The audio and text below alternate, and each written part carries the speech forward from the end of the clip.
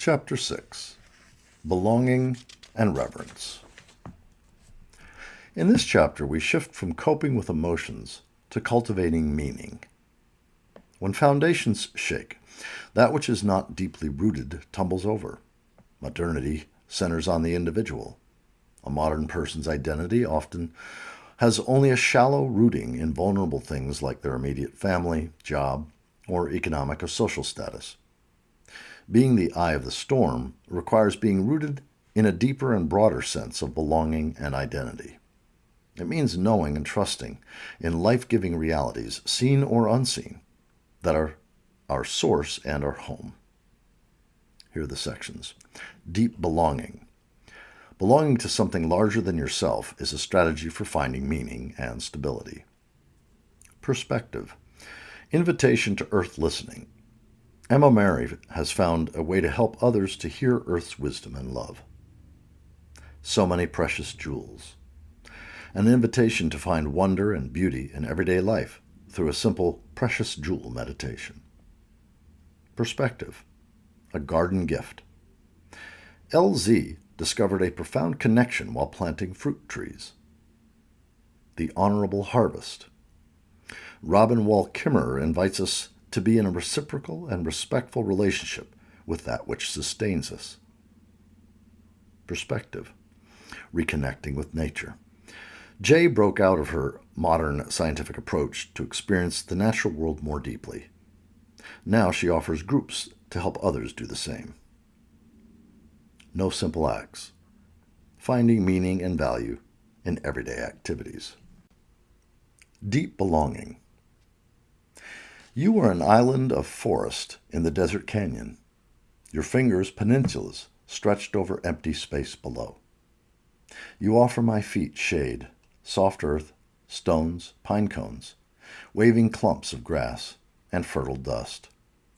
You are dressed in furs, some stretched tall like Dr. Seuss Christmas trees. You are rimmed in aspen, revealing the path of wind, remembering spring, with white bark and pale shimmering green leaves. You reveal lone sentinels, stout poles, some greening in power, others black and white on an empty slope, remnants of a society of conifers cut and carted away. You speak as wind, as robin, as cicada, as buzzing fly. You dance as swirling aspen leaf, as wavering butterfly, as bowing head of grass. Your layered cliffs expose hidden stories of fateful acts, buried beneath layers of silence. You do not allow me to hide. Your demanding gusts bear my soul till, longing for sleep, I begin to write the hardest chapter. You hold death, memorial stands of black pine poles. You hold birth, wildflower buds, and bright tips of new evergreen, like tiny bouquets. You hold secrets, verdant dripping springs, hidden under rock roofs. You hold change, one hillside in aspen, the next in fir, another a graveyard of pine poles. These things tell me that I am part of something much older and vaster than I can know. Belonging is a foundational human need that drives much of our behavior. People will go to great lengths to try to satisfy their need for belonging, and with it, identity and security. Craving those basic needs, people can fall prey to authoritarian rulers, scapegoating, or sectarian violence. This is why a direct personal experience of deep belonging that does not depend on human leaders is so valuable in hard times. Such experiences help us resist people claiming to know and control our reality. Here's my personal story of deep belonging. How you find belonging may be very different. Do what works for you. I experienced the Roman Catholic religion of my childhood in two different ways. The most obvious way was the ethical and ritual observances that my parents expected of me. We recited beliefs from memory during worship, but never discussed them, not even in my religious grade school. I wonder if anybody believed them. But another recurrent and subversive thread said, if you take this religion seriously and pledge yourself to it, it will transform you. You will meet the holy and answer to it directly. You could become a living witness to its reality, its servant in the world, and you would then thumb your nose at the world's values in favor of something far more precious. This thread showed up in 3 places. First, in the gospel stories I heard each week in Sunday Mass.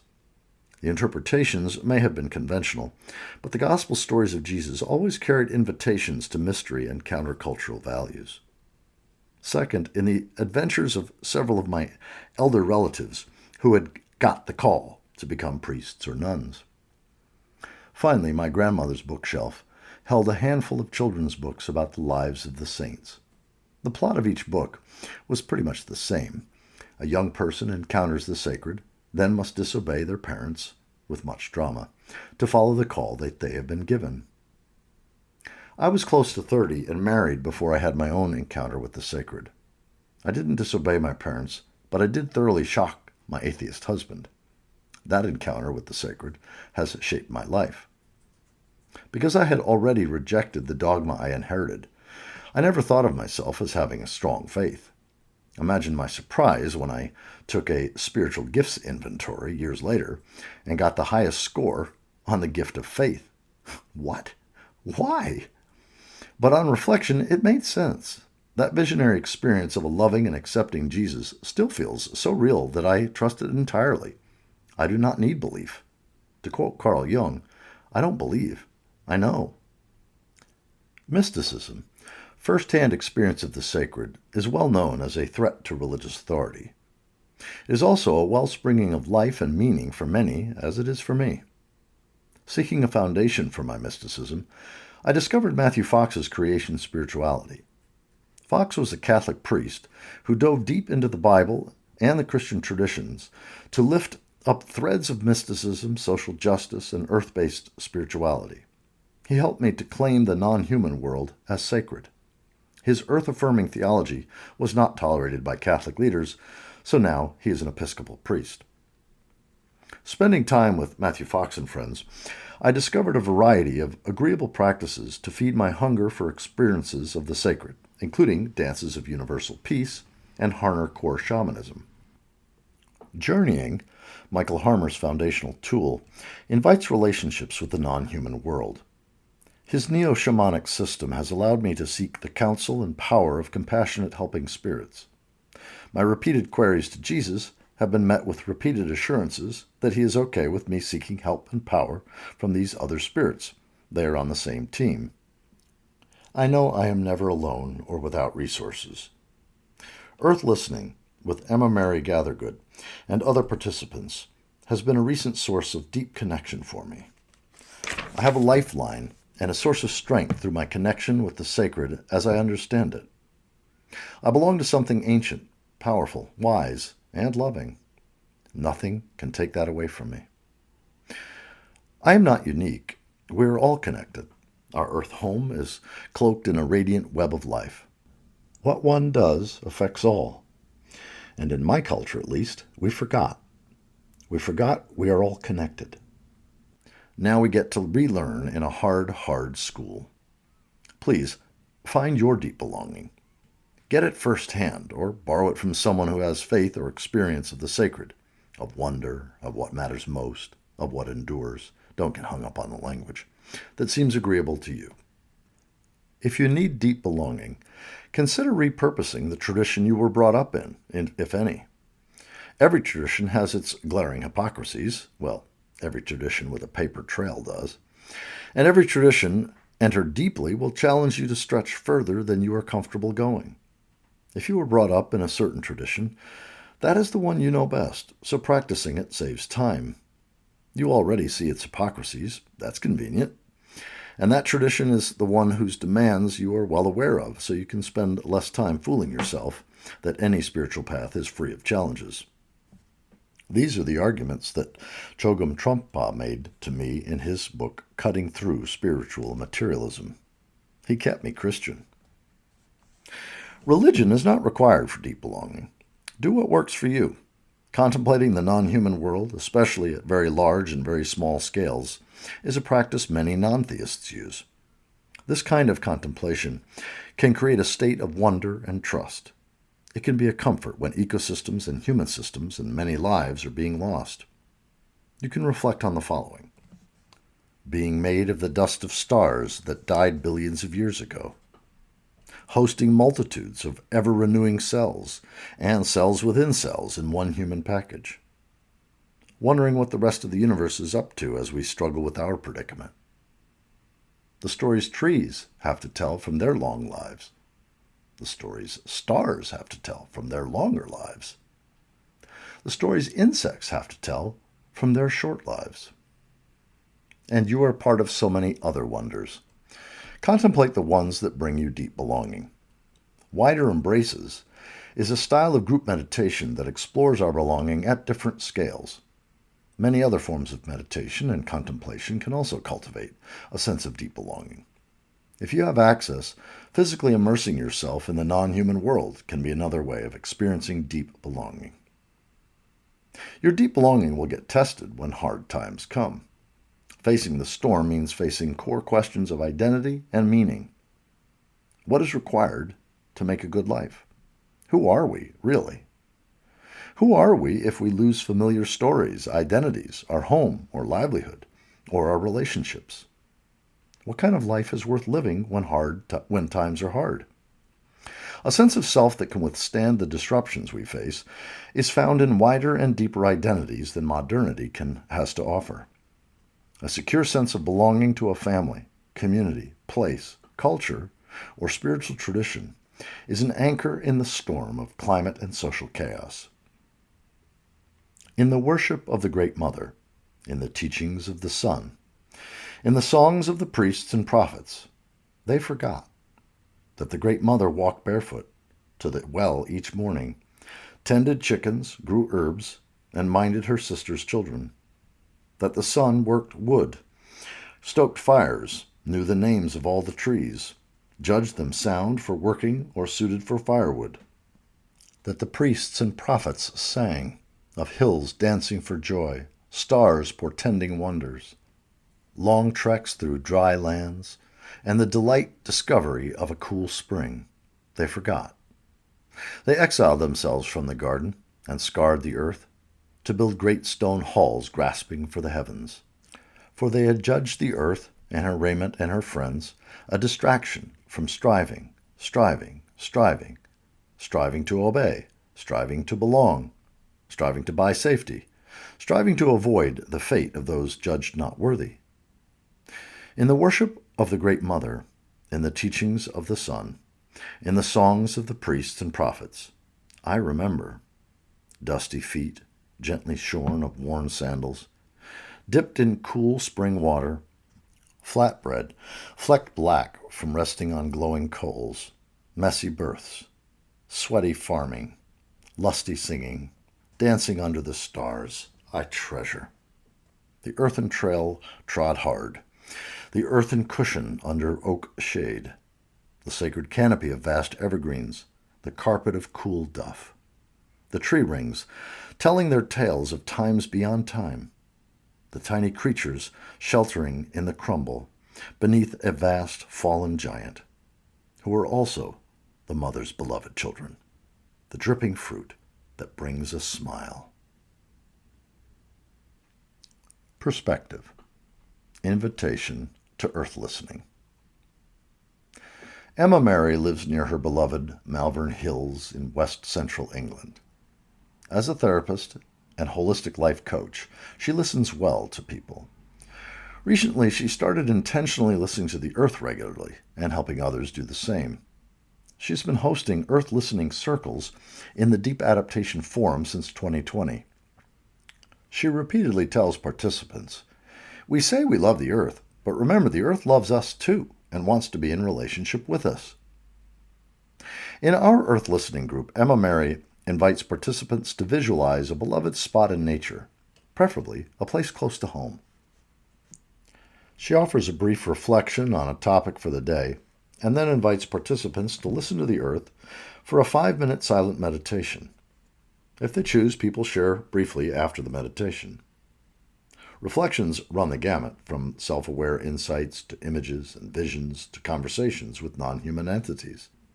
Whatever the form of the messages they share, participants almost always receive multifaceted wisdom, right for each person, as well as frequent humor and tangible care. Emma Mary's current practice of earth listening arose from a stern talking to by the angry Welsh sea. She had rented an Airbnb cottage on the seacoast in the little town of Tywyn, T-Y-W-Y-N, for a holiday with her partner. Earlier in the holiday, she had thrown her back out. Eventually, all she was good for was sitting on the bed with balcony doors wide open and gazing at the sea. She did that for hours each day. Near the end of the visit, she suddenly sensed that more was happening at the shoreline than the high tides of the March equinox. The sea was wild, and it started talking to her. It told her how angry it was, how incredibly angry. Quote, "Humans purportedly love the sea, so what do? They go and build all these horrible holiday homes and hotels along the seafront and just pollute it. They use it for sports, but there's no connection. How can they do these things? Burying nuclear waste and pollution and throwing all their garbage into the sea. Don't they know what the sea is?" Unquote. She felt a sense of incomprehension. What are they doing? All of this happened during a 20 to 30-minute meditation. The sea was demanding that she listen. When she finally went downstairs, looking quite wild herself, she gave her partner a bit of a fright. He would have been more disturbed if she had told him what she had just experienced. So instead, she wrote in her journal what the sea had told her. 2 weeks later, she decided to check out the Deep Adaptation Forum. Just as the COVID lockdowns started, she found herself in a Zoom breakout group with two lovely people. She got up the nerve to tell them about listening to the sea. She hadn't told anyone else about that experience. Instead of dismissing her or questioning her sanity, they both said, "Yeah, we like to listen to the earth. She speaks to us too." Emma Mary was delighted to meet these kindred spirits. The three exchanged emails and set up a little Zoom meeting where they could be strange and different together. A few more friends joined them, and that group met weekly for over half a year. They took turns leading meditations on listening to the earth. By fall, Emma Mary realized that earth listening needed to reach more people. With tech help from one of her original listening partners, Emma Mary made the group open to participants of the Deep Adaptation Forum. Since they started, the group has met every Friday without fail, except during the weeks of Christmas. One of her participants now holds twice-monthly sessions for people in Australian and Asian time zones, and others are now offering sessions in Lebanon and Germany. For information, go to earthlistening.net. That's earthlistening.net. On Sunday afternoons, she asks Mother Earth what the topic will be for the coming week. To be precise, she asks a favorite grove of trees on her beloved Malvern Hills, visible through her window. While her coaching and therapy backgrounds inform her reflections that start the meditation, the messages people receive take those meditations further than she would have ever imagined. All is not sweetness and light. Sometimes the meditations are on anger or on loss and mourning.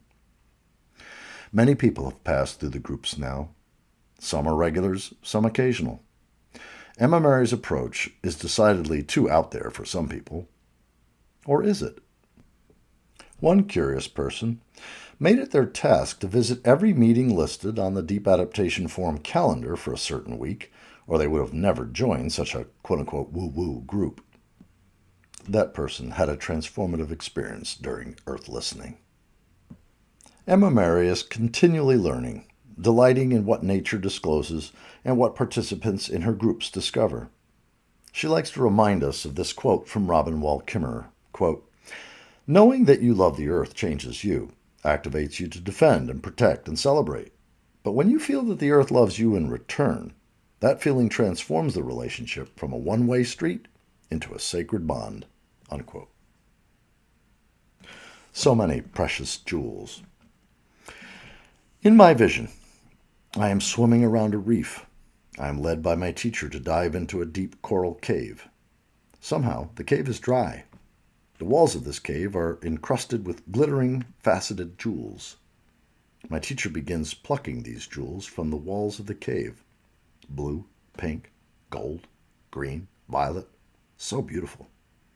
She collects them from the walls, then stretches out her cupped hands and tells me to put these jewels in my pockets. Look for the treasures and treasure them. I am confused.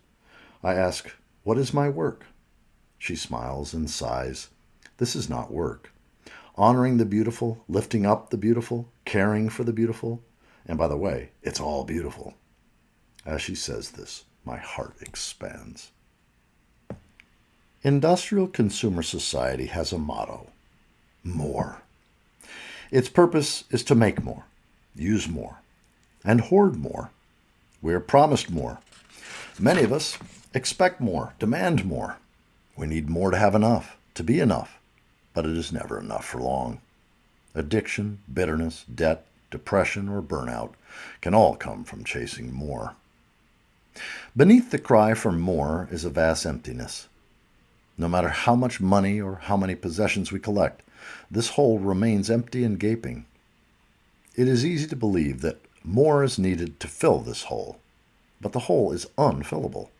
It tells us that we never have enough. It tells us that we never are enough. This hole also awaits those of us who want to be of service. We expect more of ourselves than we know how to deliver. We want to please everyone or to accomplish something more meaningful, more effective, or more lasting than we can achieve. It is never enough. We are never enough.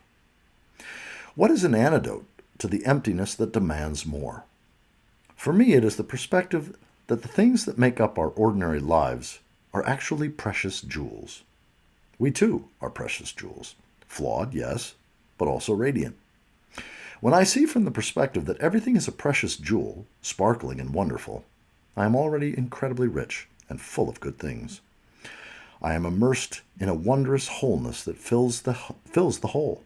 Familiarity can prevent me from seeing each little thing surrounding me as a precious treasure. But so it is from this perspective. Precious Jewel Meditation. My current favorite meditation, based on the vision above, is to observe a proper reverence for the treasures around me. I simply take a look around and savor. As I write, I don't have to move my eyes to see the computer that is making this book possible, the wrist brace that allows me to write, the glasses that allow me to see, the 30-year-old cherrywood slab table that holds so many memories, the Pomodoro timer that saves my back from damage, the table runner naturally dyed and intricately hand-woven in Peru, the little notepad that serves as my auxiliary brain, a tray of drying sage leaves that scent my day, and the fuzzy-leafed African violet that practically blooms in the dark. Glancing up to the window, I see my garden friends in spring profusion. Ah, I have enough. I have far too much. I cannot properly thank and appreciate each person, place, and thing. Savoring the precious jewels surrounding me is a daily practice for me. With it, I am filled. Perspective. A garden gift. LZ works at a community garden. She does as much as she can to keep it going, to make places for the birds and other small creatures to have a habitat. Her region gets no rain for 6 to 8 months of the year, so small things like ensuring the bird bath has water can make a big difference. She wants to share this experience in hopes that it'll encourage someone else. Here is her story. Quote, "The community garden was gifted with 30 dwarf fruit trees. I convinced the other members to plant some of them outside the fence along a path that connects the street with a schoolyard. I was on my knees planting a tree, wondering if the tree would even live long enough to bear any fruit. I had my hands in the dirt, and suddenly I felt something inside my skull, like a switch going off, or on. Maybe it was a stroke. It's hard to describe, but I felt like my skull was full of warm, yellow light. It was very comforting, and I was filled with love for that tree, and all the trees, and the garden, and all the plants and critters in it. I remembered just how just that morning I had filled up the bird bath and all the birds came swooping down to splash and bathe and drink. And I remembered the words a very wise person had spoken to me a while back when I was asking them how they could remain so sanguine in the face of extinction. That wise one said, "It's not dead here." Truly, the garden was not dead. It was teeming with life. And just at that moment, inside my head, she spoke to me. Her, the mother, Gaia herself. She spoke to me. Me! I am no one. And she spoke to me. She said, "Don't worry about me. I'll be okay. I just need a little help." It was a profound experience, and I have not been the same since. I've had physical problems, and I'm not young, but I found that I was able to do a lot more than I could before. I hauled wheelbarrows full of wood chips out to those trees. So I want you to get out there and create some habitat. Plant. Make a guerrilla garden. Put out a bird bath and keep it clean and filled. Do something. And expect to be surprised. Unquote. The Honorable Harvest. Quote from Robin Wall Kimmerer. Action on behalf of life transforms. Because the relationship between self and the world is reciprocal, it's not a question of first getting enlightened or saved and then acting. As we work to heal the earth heals us. We must take from the earth in order to live, and we can do so respectfully and considerately. Well, at least in theory. We can certainly move toward that respect and consideration. It's worth the effort. For guidance, author and scientist Robin Wall Kimmerer, a member of the Citizen Potawatomi Nation, offers the idea of the honorable harvest in her book Braiding Sweetgrass. Quote, collectively, the indigenous canon of principles and practices that govern the exchange of life for life is known as the honorable harvest. They are rules of sorts that govern our taking, shape our relationships with the natural world, and rein in our tendencies to consume, that the world might be as rich for the seventh generation as it is for our own. Unquote. People who have lived in a place for generations have usually learned how to nurture the land as it nurtures them. We are blind to much of the destruction behind our daily lives, but we can begin to learn and change. We need not claim to be indigenous. We can simply honor our earth home by learning the real cost of what we consume. And we can honor the particular places that shelter and feed us by developing relationships with them and tending to their well-being. The honorable harvest is an invitation to consider every entity that contributes to our daily life as a gift, to use respectfully, with an eye to the care and thriving of that entity. It is part of a larger theme of reciprocity as the basis of respectful human living with the non-human world, about which Kimmerer writes so eloquently. Here I reproduce her suggestions for the honorable harvest, based on traditional teachings. And there's about a dozen or more bullet points. I'll just be silent between them. Know the ways of the ones who take care of you, so that you may take care of them. Introduce yourself. Be accountable as the one who comes asking for life. Ask permission before taking. Abide by the answer. Never take the first. Never take the last. Take only what you need. Take only that which is given. Never take more than half. Leave some for others. Harvest in a way that minimizes harm. Use it respectfully. Never waste what you have taken. Share. Give thanks for what you have been given. Give a gift in reciprocity for what you have taken.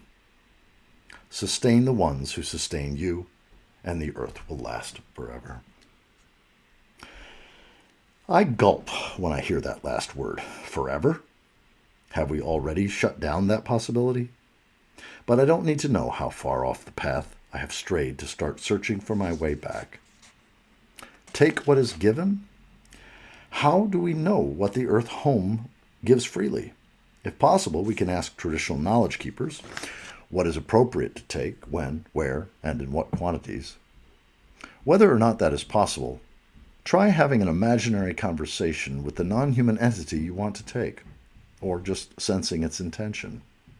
You might be surprised by what you discover. In Potawatomi thinking, as in most indigenous thinking, those entities are persons deserving to be respected and heard. On a regular basis, we can begin to see everything we consume or discard as a gift of the earth and consider its true value. We can educate ourselves about where our food comes from and who grows it, where our garbage and our plastic end up. Quote unquote recycled is not a place, and it's often a lie. And we can take the answers to heart. The honorable harvest is traditional wisdom for foraging sustainably in areas held in common, the areas industrial people incorrectly label wildlands. It is not a complete guide for people in densely populated areas. Those areas would be quickly denuded if each harvester took half of an entity. And please respect U.S., state, and national park rules that typically forbid removing anything from the park. This is a wise policy for the countless visitors who could strip a place bare if each one took just one. The honorable harvest is not a guide that fits comfortably into my grocery shopping routine. Instead, it is a powerful invitation to be in a reverent and reciprocal relationship with all that sustains me. Bringing this sense of responsibility and care to our lives will be an act of healing. How can I practice the honorable harvest as an alternative to the instant, delivered, plastic-wrapped, disposable, paid for, taken for granted stuff that makes up my unsustainable living in the suburbs? I'm not sure, but I intend to have fun experimenting. Perspective. Reconnecting with nature. Jay lives in Australia. During the pandemic, she relocated from Canberra in the south to the Sunshine Coast, the eastern coast north of Brisbane, to be with her partner and closer to family. She told me about how she started facilitating nature connection workshops and guiding forest therapy walks. Shortly before the pandemic reached Australia, Jay decided to participate in an intensive nature connection retreat. Before she could allow herself to attend, she felt compelled to read the scientific research on the effects of exposure to nature on human health. Those effects are real. She didn't need to convince herself. She needed a claim to legitimacy if someone asked her why she was doing this nature therapy thing. That intensive retreat in nature allowed Jay to have the emotions that she normally wasn't able to meet herself to have. Nature therapy feels true and nurturing to her. She didn't imagine that she would quit her job and be guiding walks a year later. She had thought of the retreat as a little holiday. Then the COVID lockdown happened. This allowed her plenty of alone time to do all the suggested follow-up activities from the retreat. She learned about the geology and history of her local woodlands, including some history of the people indigenous to her area. She learned to create rituals. These different ways of relating to place all fit together, and she felt that she was learning something transformative. Her connection to the more than human world widened and deepened, and she began to wonder if she could lead people on the same journey that she had taken. She has made a start. She is leading small groups into the local forests for meditative walks and circle-style reflections. Preparing for these groups leads her to spend more time, more intentionality, with the land she loves. This was a delightful discovery. Bringing others to nature is deepening her own practice. She wants to foster in people a recognition of their nature relationships. For those experiencing grief, eco-anxiety, and collapse anxiety, and those who right now just feel harried by the pace of daily life. Slowing down, honoring a place by getting to know it, witnessing interconnections and non-human lives, learning and imagining traditional ways of relating to the earth, she believes all of these are small ways to break the cycle of mindless exploitation that is hastening our collapse. No Simple Acts begins with a quote or a poem from Laura Martin. Know today all you cannot repair, so that you are free for all you can. Let 100 things be left undone, for you to do the one that matters most. Maybe you will cross a stream and look for what lives in it. Maybe you will cross the expanse of your spirit and look for what lives in it. Maybe you will be there when the cardinal comes to drink, or the eyes of someone you love turns to your face. Maybe you will grow something or harvest something. Maybe you will make a stitch or let a prayer rise. These are no simple acts. This is your foundation. We don't need heroic acts to find meaning in our lives. We can rediscover the wonder of creating the things of everyday life and the satisfaction of tending and befriending. These things are honorable and crucial work. My family and my church taught me that a vocation provides identity and purpose. It was the work I would do, for which I would be educated, from which I would gain a livelihood, meaning, and satisfaction. My dad liked to say, quote, "Go to college so you don't have to dig ditches," unquote. As a first-generation college graduate and a physicist, he preferred his vocation to his father's long hours with low pay driving a cab. College and a salaried vocation have been one ticket for participation in the middle to high rungs of the ladder of industrial consumer society. The ladder of worth claims that higher paid work and work requiring more education are valuable. Low paid or unpaid work, so-called unskilled work, is considered low value. We learned otherwise during the pandemic, when many higher paid workers could stay home and do whatever it was they did or didn't do. Meanwhile, many low-paid workers were recognized as essential and faced daily exposure to COVID, often with no paid health care or sick leave in the United States. Industrial consumer society has given, some of us, the means for living so easily that we have forgotten that the simple acts, quote-unquote, of sustaining our lives and those of our family are honorable parts of most people's vocation. Specialization and money transactions have removed us from the wonder and labor of growing food and making home, clothes, and tools for living. This is the stuff of life that we have outsourced and taken for granted, and that outsourcing is not sustainable. We have forgotten to appreciate and celebrate these simple acts for life. If or when we lose industrial consumer society, we will relearn this appreciation. Why wait? Vocation comes from the Latin word vocare, to call or name. To be called, by God, the universe, your own heart, to particular work for a time is a wonderful subset of our foundational call. That foundational call is to be human in our unique way, one of Earth's precious jewels, shining forth to enrich our interdependent Earth home. In a time when the stories of industrial consumer society are failing to guide us, this call is renewed every morning, inviting us to take small steps to shape the unique life that is a precious gift to us. Living with an awareness of the fragility and wonder of what we have, we can remember that daily living is not trivial. There are no simple acts. Summary and reflection. 7 bullet points. Being the eye of the storm means being rooted in a deeper and broader sense of belonging than your individual identity. Your sense of belonging will get tested when hard times come. My deep sense of belonging comes in part from my religious experience. Religion is not required for deep belonging. Do what works for you. Emma Mary listens to the earth and helps others to listen too. Her practice of earth listening meets that need for belonging and identity, and offers wisdom from the earth as well. Savoring each person, place, or thing I encounter and realizing what a precious jewel each one is, I am filled with wonder and gratitude. This is one way I overcome the unending need for more that industrial consumer society cultivates. LZ shares an encounter with the more than human in her garden community. It energizes her, and she has not been the same since. The honorable harvest invites us to shift our way of interacting with the non-human world. The goal is a reciprocal relationship, giving as we take. Jay shares her journey of reconnecting with nature and helping others reconnect too.